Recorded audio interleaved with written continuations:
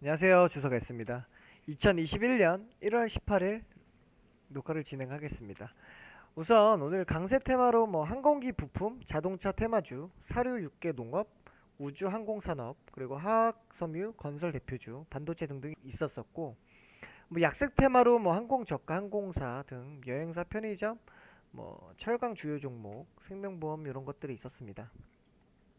먼저 항공기 부품 관련해서 어, 캠코아 에어로스페이스 그리고 관련 종목으로 현대위아, 하나에어로스페이스가 좀 강세였던 모습을 볼 수가 있는데, 기사를 보게 되면 캠코아 에어로스페이스가 지난 13일 미국 보잉으로부터 130만 달러, 약 14억 원 규모의 SLS 발사체 관련 초도 물량을 수주했다고 알려졌습니다. 그래서 당시에 주가가 상승을 했었고, 이후에 한 번 더 힘차게 쭉 뻗어 올리는 그런 모습을 보여줬고, 오늘 현대위아도 그렇고 하나 에어로스페이스도 그렇고 전체적으로 되게 강세였던 모습, 항공기 부품 쪽 테마였고요.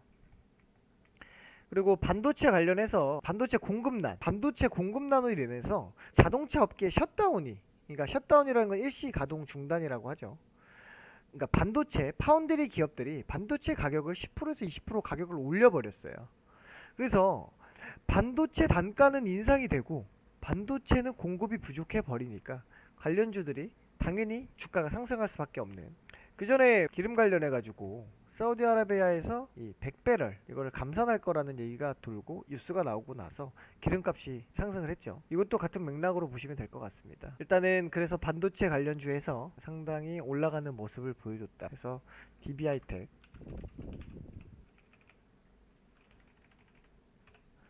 그리고 한미 반도체, 고형 상승되는 모습이었습니다. 그리고 이번에는 사료, 농업 비료 이걸 한데 모아놨는데, 국제 곡물 가격이 급등을 했어요. 이 급등하는 게 계속 오늘만 그런 게 아니고 최근 들어서 계속 급등세였습니다. 그 이유가 라니냐 현상이라 대해서 말씀드려야 하는데, 라니냐 현상이 뭐냐면 동태평양 적도 지역에서 저수온 현상이 5개월 이상 일어나 생기는 이상 현상입니다.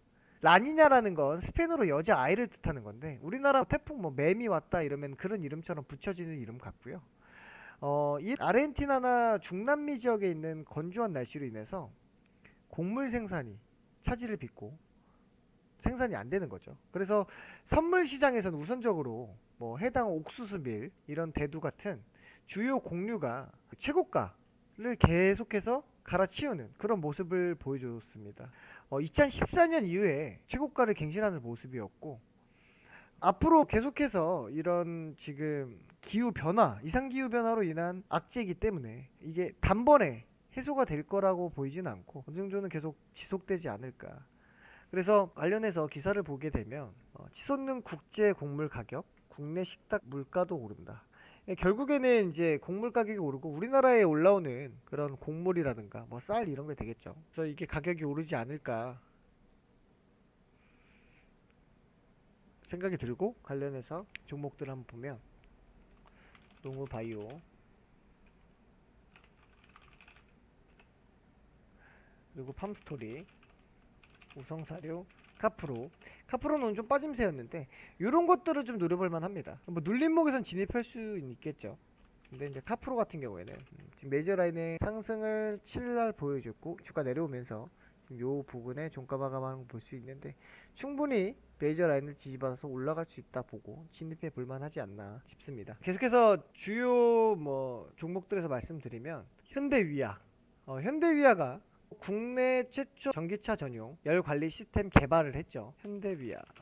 현대차랑 애플과 관련해서 한 차례 이슈가 있었고, 그 이후에 주가가 하락이 되다가 다시 오늘 반등하는 모습을 보여줬습니다. 여기 보시면 현대위아가 전기차 구동 부품과 배터리 부분을 통합해 열을 관리하는 모듈 개발에 국내 최초로 성공했다. 이런 기사가 나온과 동시에 주가가 크게 상승하는 모습이었는데, 워낙에 이런 자동차 관련해서 현대랑 애플 그리고 LG전자와 마그나사, 테슬라 빼놓을 수 없죠.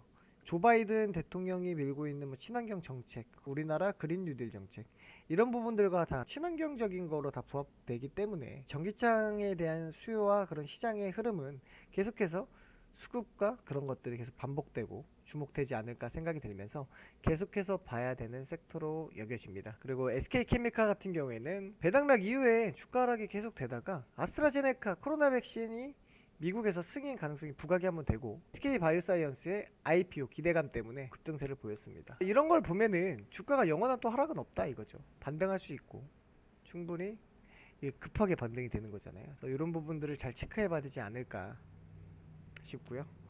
그리고 이제 셀트리온은 오늘 조금 상승세를 좀 보이다가 장 종료 후에는 또 빠지는 모습을 보였어요. 센트리온 같은 경우에는 지난 14일이었죠. 제 임상 이상을 발표를 했는데 거기서 어떤 치료 효과가 전혀 없었던 건 아니고 코로나 환자에 대해서 뭐 회복 기간이 3일 이상 줄어들고 중증 환자 발생률이 54%뭐 줄어드는 효과를 보였다고 해요. 그때 당시에 한국파마도 제넨셀 때문에 95 효과가 있다면서 14일날 같은 날이었죠. 상승하는 모습을 보여줬고 제넨셀 관련해서 올라가는 이제 퍼센티지가 확실히 달랐어요. 이때 센트리온은 이때 임상 이상 똑같이 임상 이상인데도 불구하고 오히려 센트리온은 하락하는 모습이었고 결과 자체가 부정적인 아니기 때문에 뭐 해외 긴급 승인을 받아 그럴 것으로 예상이 된다고도 합니다. 물론 뭐 지금 한국파마의 제넨셀 같은 효과가 엄청나지만 셀트리온이라고 뭐 안 좋은 백신이라고 하기도 뭐하죠. 그래서 과대 낙폭까지는 아니더라도 낙폭에 관해서 반등을 노려볼 수 있지 않을까 싶습니다. 센트리온 관련 종목들은 계속 봐주면 좋을 것 같고요. 그리고 오늘 이슈였던 이재용 삼성 부회장 국정농단 파기환송심 관련 기사를 보게 되면 이재용 운명의 날 삼성 준법 감시위 양형 얼마나 방영이 될까. 이게 뭔 말이냐면 이재용이 재판에 있어서 이 삼성 준법 감시위가 형량을 좀 줄여준다고 도와주는 것 같더라고요. 삼성 관련된 그런 법팀인 것 같아요. 근데 이제 결론적으로 오늘 계속해서 이렇게 기회를 달라 뭐 이런 얘기들이 있었고 2시에 있었죠. 어떤 결과가 날지가 궁금했고 또 삼성 주가에 있어서 희비가 엇갈릴 수 있는, 그러니까 물론 이게 구속이 안 되는 게 좋겠죠. 근데 결국엔 2년 6개월 실형을 받았습니다. 이후에 어떻게 될지 모르겠지만 지금으로 봐서는 삼성 입장에서 총수부재라는 악재를 다시 한번 맞닥뜨리게 된 거죠.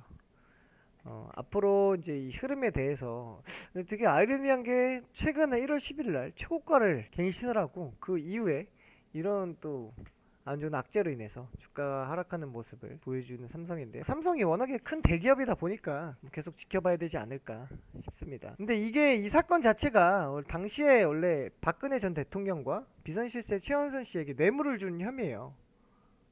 그래가지고 86억 원인가를 줘가지고 그것 때문에 뇌물 혐의로 1심에서 5년을 징역을 받았는데 2심에서 50억 원은 무죄로 판결이 됐습니다. 근데 대법원에서 그 2심이 무죄라고 보기에는 50억 자체가 뇌물로 봐야 된다. 그렇기 때문에 무죄로 보면 안 된다. 다시 판결이 오늘 이루어졌고 파기환송심에서 재판부가 다시 집행유예냐 아니면 실형이냐 오늘 결국 2년 6개월 실형을 받게 된 겁니다. 일단은 삼성 관련 이슈에서 좀 어떻게 보면 큰 사건이죠. 그래서 계속 삼성 주가가 우리나라 전체 지수에 흔들리는 그런 영향을 주기도 하기 때문에 이 삼성 이재용 이 부회장의 어떻게 보면 구속이 뭐 제 생각입니다만 코스피 3점 시대에 있어서 크게 상승했던 장의 조정의 시작이 아닐까라는 그런 느낌이 와요. 그냥 제 생각일 뿐입니다. 그리고 일정 및 이벤트에 대해서 말씀을 드리면 마틴 루터킹 데이 휴장으로 오늘 미국이 휴장이었고 그리고 1월 19일 내일 미국의 제닛 앨런 청문회가 있습니다. 그리고 모레 수요일날 조 바이든 대통령 취임일입니다. 이게 좀 중요한 이슈로 보이고 그리고 1월 20일 그 다음날 ECB 통화정책회의 그리고 BOJ 금융정책회의 이것도 중요한 회의죠. 그리고 26일날 FOMC 27일까지 이뤄지는 미국 연방공개시장위원회. 일단 조 바이든 대통령 이 취임식에 대해서 좀 짚어봐야 될 것 같은데 이 취임식에 따라서 조 바이든이 이번에 상원, 하원 그러니까 민주당으로 모두 장악을 했죠. 상원 하원들이. 그리고 블루 웨이브가 현실화가 됐고 그래서 블루 웨이브 관련주의 이목이 집중이 당연히 될 것이고, 제가 지난번 녹화에서도 말씀드렸던 것 같아요. 그래서 이 에너지 관련주, 친환경 관련주, 태양광 에너지라든가 풍력 에너지, 그리고 미국에서는 뭐 테슬라 이런 친환경 에너지 그런 관련해서도 관계가 있죠. 전기차. 그리고 국내에서는 현대차. 그래서 관련해서 뭐 자동차 부품들도 이슈였고, 그리고 건설 관련주, 엔지니어링, 뭐 보험 관련주들이 상승세를 보이지 않을까, 그런 예측이 나오고 있고, 조 바이든이 추진하고자 하는 정책은 간단합니다. 친환경 신재생에너지, 그 탈탄소, 전기차, 그리고 전기차에서는 2차 전지도 이렇게 있죠. 근데 이 경기부양책을 쓸 것이기 때문에 조 바이든 사업에 대한 기대감으로 산업재, 철강 에너지, 소재 관련 그런 기업에도 강세를 보일 것이라는 기대가 있고요. 마지막에 아까 뭐 보험이나 이쪽을 그 전에도 금융 관련주에서도 좀 집중을 해봐야 되고 봐야 된다 얘기했던 게 지금 이 부분 때문인데, 부양책을 쓰려면 돈이 필요를 하고, 이 돈을 마련하기 위해 국채를 발행할 것이고, 이와 연계돼서 시중 금리가 상승을 하게 되면 이에 따라 뭐 은행이나 금융주, 그리고 보험주에 대한 주가가 상승할 것으로 보이기 때문에 말씀드리는 겁니다. 여러 종목, 중요한 종목들, 오를 종목들이 있겠지만 뭐 저평가되어 있는 그런 종목들을 좀 찾아서 매매하시면 좋은 결과를 얻을 수 있지 않을까 생각이 듭니다. 오늘은 제가 뭐 이 종목 괜찮아 보인다, 저 종목 괜찮아 보인다, 그런 것보다도 그냥 시장 오늘 이슈됐던 테마에 대해서 말씀드린 거고, 앞으로 뭐 조 바이든 정책에 의해서 친환경 그리고 블루웨이브 관련주에 좀 주목을 해봐야 되겠다, 이렇게 말씀드리고 싶고요. 그리고 오늘 휴장 이후에 미국 시장이 이번 주부터 본격적인 실적 시즌에 들어가기 때문에 외국인과 기관 방향성, 그리고 매도세가 어떻게 나올지, 뭐 차익 실현 욕구가 나올지, 아직까지는 정확하게 뭐 이렇다 저렇다 판단할 수 없는 상황이기 때문에 좀 무리하게 진입하기보다도 시장의 흐름을 좀 보면서 관망하는 것이 좋을 것으로 생각이 되고, 아까 말씀드렸던 ECB 통화정책회의라든가 BOJ 금융정책, 그리고 FOMC 미국 연방공개시장위원회, 바이든 대통령 취임, 이런 것들도 좀 지켜보고, 회의 같은 경우에서도 확실한 어떤 이야기를 해주는지 이런 것들도 한번 지켜보고 확인할 필요가 있겠다라는 생각이 듭니다. 제가 이제 계속해서 녹화를 하고 있는데 말도 그렇고 많이 부족하지만 들어주셔서 감사하고, 앞으로 더 노력해서 여러분께 좋은 얘기들을 전달할 수 있는 주석 S가 되겠습니다. 감사합니다.